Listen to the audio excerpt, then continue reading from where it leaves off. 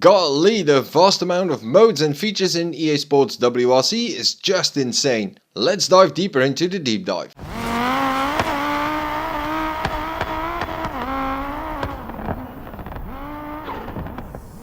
Hi, my name is Sim and welcome to Sims Racing. Earlier this week, Codemasters/EA released another deep dive video, this time focusing on the various modes and features in EA Sports WRC. The way I'll structure this video is the same as the deep dive from last week. I'll let the lovely Molly Pettit tell you everything about a certain mode or feature, after which I'm going to add my own 2 cents, discussing the aspects I like or dislike, interesting bits I picked up from the footage, and perhaps point out some important elements for the future of the franchise. Now, I won't go into every detail because I want to keep the video structured as well as remain focused on the modes and features themselves. Important side note, there was also an exclusive Traxxion interview with the creative director Ross Gowing and ERC3 champion John Armstrong, where they discussed EA Sports WRC in a bit more detail. I won't add any of it into this video, but I might discuss it in another one. That is, if time allows me to do so. I'm back to working full time, which leaves me with little daylight to work on extra content. If you are interested though, I'll leave a link to the interview in the description down below. So without further ado, take it away, Molly. Welcome to the second deep dive video for WRC, where we'll be going through the various modes and features you'll experience across the game, starting with Career. The Career is the core of your WRC experience, where you'll lead your team to victory against the world's best rally drivers, cars and teams. You begin by creating your own team and can start from anywhere on the WRC ladder. Want to build up a legacy across multiple classes? Then begin your journey with Junior WRC, as the Rally 3 cars are a great entry point for new players. You can also choose to start in WRC 2 or even jump straight in at the deep end with the Rally 1 cars in the top class of competition. Throughout your journey, you'll work with a benefactor who provides funding for your team, setting goals and objectives for you to meet across each season. Drive well and you'll get a bigger budget ahead of future rallies, hire a teammate, recruit more engineers, acquire new cars and more. Your calendar keeps track of all upcoming rallies, special events, notable milestones and much more, so that you can build the greatest team in rallying. Not only will you be able to drive many cars from the world of rally, you'll also get to build and customize your very own car, making your mark in rally history. So first off, we have Career Mode. It mentions that you need to create your own team and start competing in either Junior WRC, WRC2 or WRC. It's great in the sense that you can select whichever championship you want to have a go at and basically just jump in. However, I personally love a sense of progression in games, and I would have preferred having the option to simply rise through the ranks as a driver, properly earning your seat in the high competition classes without all the fuss around it. I know this will be woven into the career in a way, but let me try to explain it a bit more by giving you an example of another EA title. Let's take FIFA. In career mode you can play as the manager of a club or simply as one player. However, as a manager of a club you can always play the matches yourself. In player mode on the other hand, you can play only as your character during a game. Going back to EA Sports WRC, you can be the manager of a club, or in this case a team, but also drive all the events yourself. The option to simply be the driver and not having to worry about buying a car as well as hiring engineers, teammates, etc. isn't possible though, as far as I know. Now, what would the driver career mode look like, you ask? Well, you'll have the option to select a team which has a car available for a fairly large number of events. I would limit the car classes though, as a rookie wouldn't be able to afford a Group B monster, for example. Let's say the H1 and H2 classes, as well as the NR4/R4, Rally 4 and Rally 3 classes. That gives you a nice mix of front wheel drive, rear wheel drive or 4-wheel drive cars to choose from. Based on your performances, you'll gather budget and attract new sponsors. The better your performance, the more budget you gather and the bigger the new sponsors are. After 1 or 2 seasons you'll have enough to rent a Ford Fiesta Rally 3 for a full Junior WRC season. If you are talented enough, one of the official teams who also compete in WRC2 might offer you a seat at the end of the year. In case that doesn't happen, you can still earn enough budget over time to rent a Rally 2 car for certain non-Junior WRC events throughout your campaign. Perhaps even attract sponsors bringing enough money to the table for a full WRC2 season as a privateer. Another element to mix into it could be that sponsors offer you a chance to compete at an event with a special car, but you have the option to turn that down and receive more budget instead. Not sure if that's something you guys would enjoy, but I personally would love to have that option as well. Feel free to share your thoughts in the comments down below. By the way, the AI difficulty slider we now have would be helpful for players on both sides of the spectrum. People who aren't very patient can lower the AI difficulty and get their Rally 1 seat fairly easy. Others like myself can also raise the AI difficulty in order to up the challenge so that they need to work hard over multiple seasons to even get near a Rally 1 outing. We do need to keep in mind that this is only the first game in this new EA Sports WRC franchise, and it makes a lot of sense to eventually add this path of the career mode in a future title. What I do love about the career is the fact that builder mode is woven into it as well, because I'm very interested in trying that combination. So let's hear a bit more about builder mode specifically from Molly.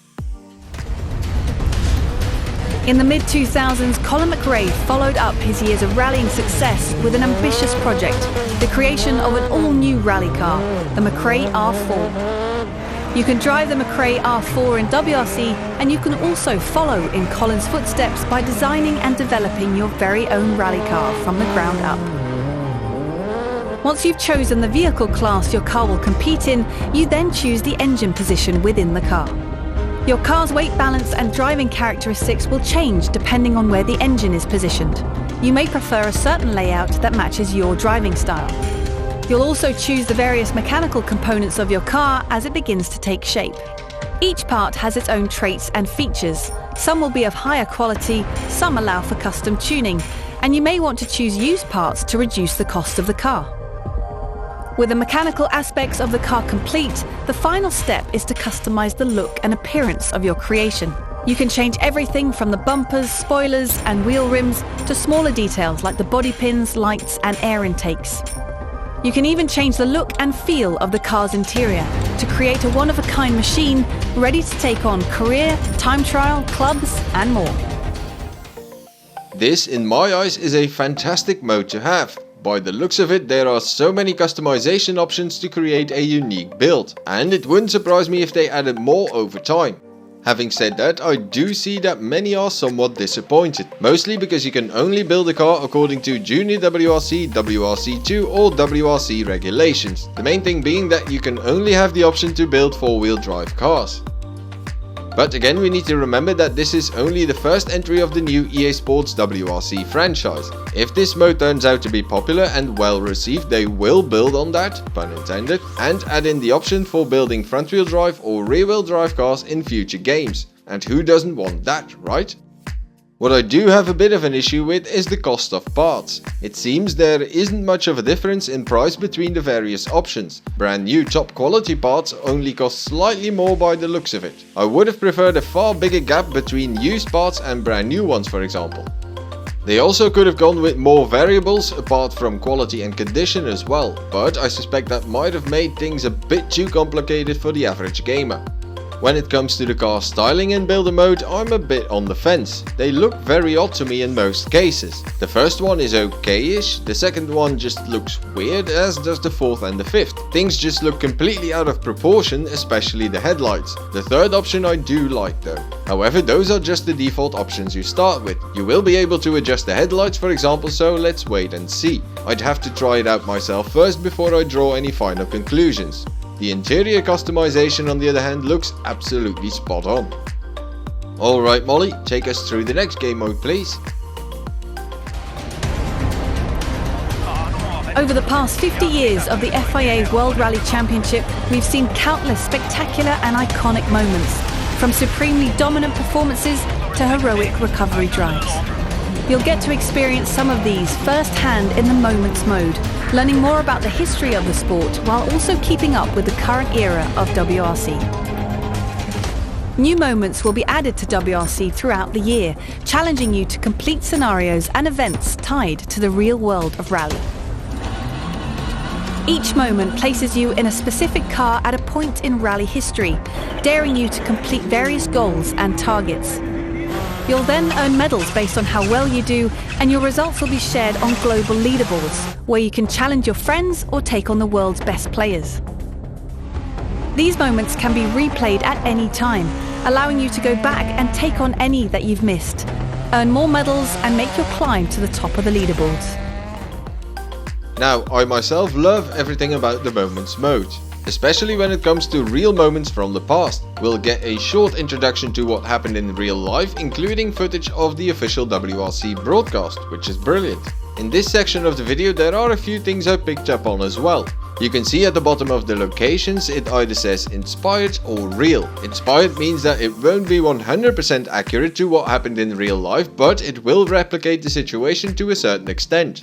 Looking at this specific moment, we see it's going to take place on the stages of Rally Scandia. The description states that this Norwegian star performed well beyond expectations at his home rally in 2008. This would provide even more proof that Rally Scandia refers to Norway. I know Rally Norway wasn't part of the WRC in 2008 but rather in 2009. However, there are just too many indications that point to Rally Scandia being Norway. Oh, and hello my gorgeous. Haven't seen you in a while, have I? Now, for those that are somewhat confused at the moment, the reason I'm saying that is very simple. This particular livery on Oliver Solberg's Skoda Fabia RS Rally 2, which he used during the first half of the season, was actually designed by SRD simracing Design, aka me.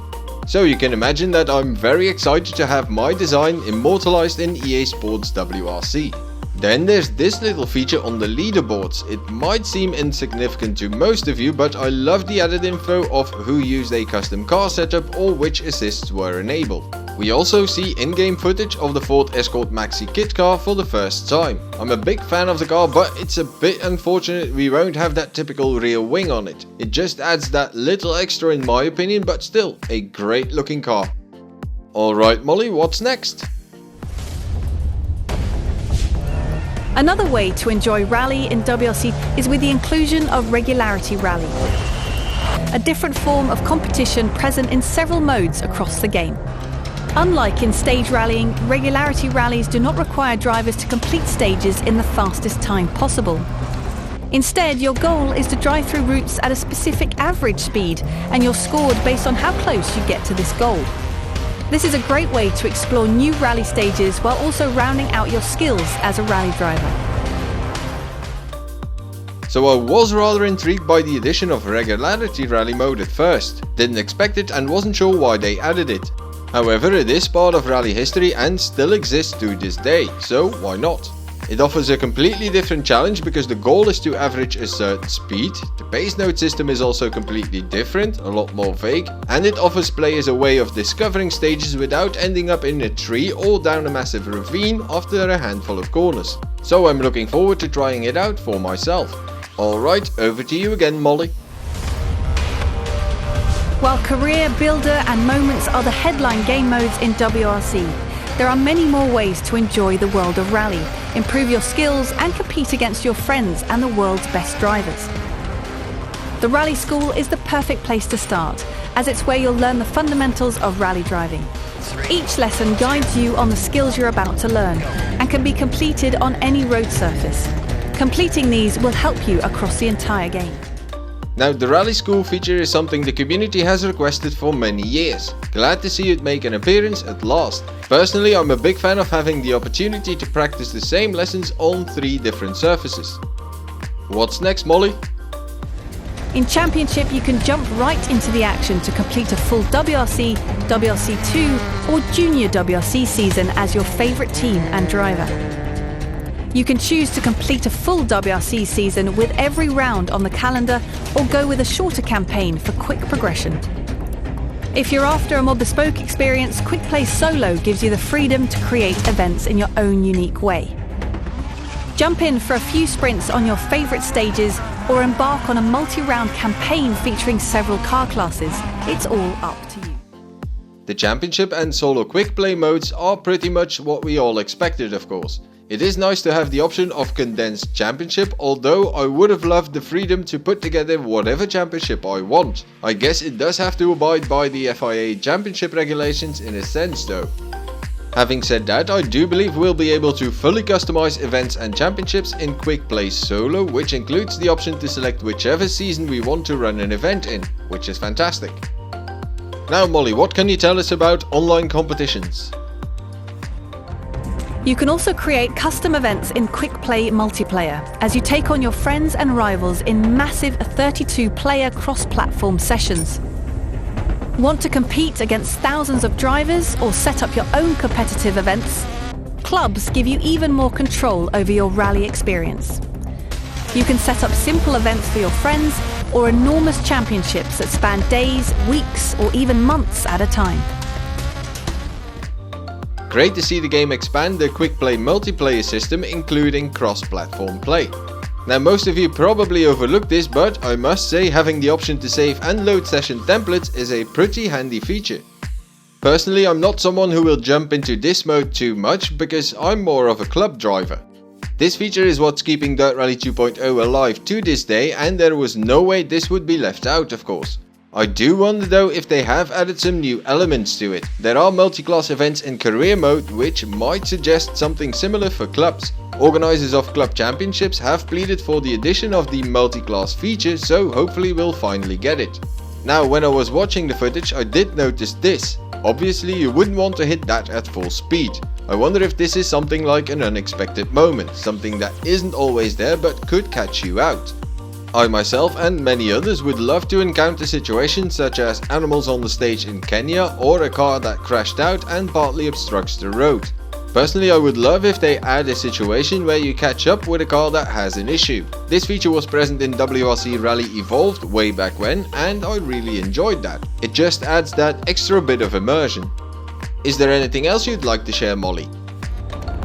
Finally, competitive drivers will love the challenge of time trial and the quest to hit the perfect run. This also serves as great preparation for upcoming esports events, which will be revealed soon.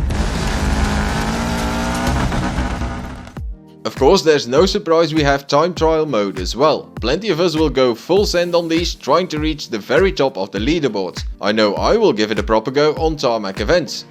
Now, the footage does give us the opportunity to take a closer look at the various stages within a certain location. We already knew every stage wouldn't be unique and that the long ones would be cut up and reversed. But there are a few extra details in there which I really like. If you look closely at the two very long stages, you can see that they are not an exact copy. The same goes for stage 3 and 4, and stage 7 is the reverse of stage 6, but with an additional 3.3 kilometers. I actually like that. It adds a little extra and it keeps you on your toes as well. And finally, we have the announcement of the official esports event. Not sure if I'm going to go full send yet, but I'll definitely try to anoint some of the top runners on certain events. And with that, we have reached the end of another deep dive into a deep dive.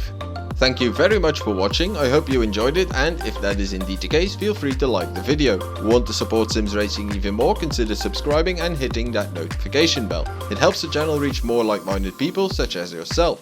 Enjoy the rest of your day, good luck and goodbye.